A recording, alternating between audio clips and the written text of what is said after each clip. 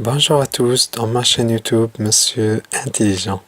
On reste toujours dans le même projet, le projet 3, sous le slogan Pour une vie meilleure, je réalise avec mes camarades un recueil de consignes pour se comporter en éco-citoyen.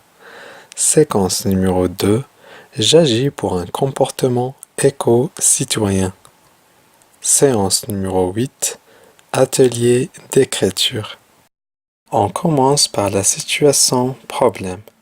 Quels sont les désavantages d'utiliser des objets jetables? La réponse.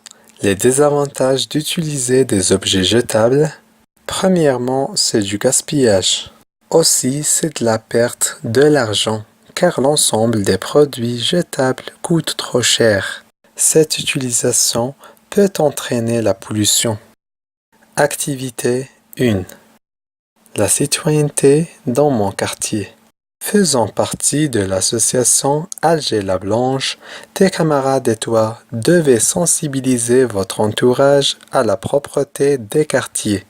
Rédigez 4 ou 5 consignes en vue d'inciter vos voisins à se comporter en éco-citoyen. La réponse. Pour se comporter en éco-citoyen, je vous invite, mes chers voisins, à suivre les consignes suivantes. Utilisez des objets qui durent beaucoup de temps pour ne pas les jeter brièvement. Jetez les déchets dans la poubelle. Faites apprendre à vos enfants les gestes écologiques. Et organisez des campagnes de nettoyage dans vos quartiers. Activité 2.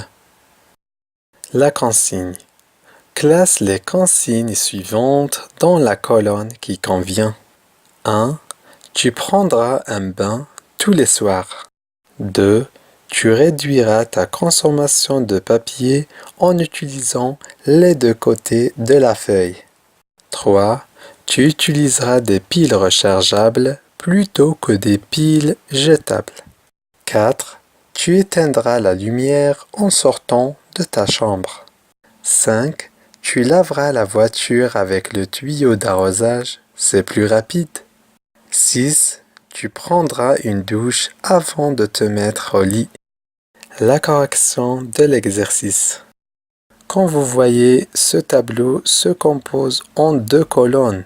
La première est consacrée pour les gestes du gaspilleur et la deuxième pour l'éco-citoyen. Alors, où on doit mettre la première phrase? Très bien, on doit la mettre dans la première colonne. Et qu'est-ce que vous dites de la deuxième phrase? Très bien, c'est un geste écologique. Maintenant, on passe à la troisième phrase. Alors, bien sûr, elle fait partie de la deuxième colonne. Et pour cette phrase? Évidemment, elle fait partie de la deuxième colonne.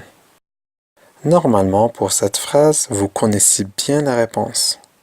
Très bien, elle fait partie de la première colonne. Et pour la dernière phrase, alors? Bien sûr, elle fait partie de la deuxième colonne, c'est-à-dire des gestes écologiques. C'est la fin de notre cours. J'espère que cette vidéo vous plaît. À bientôt. Au revoir.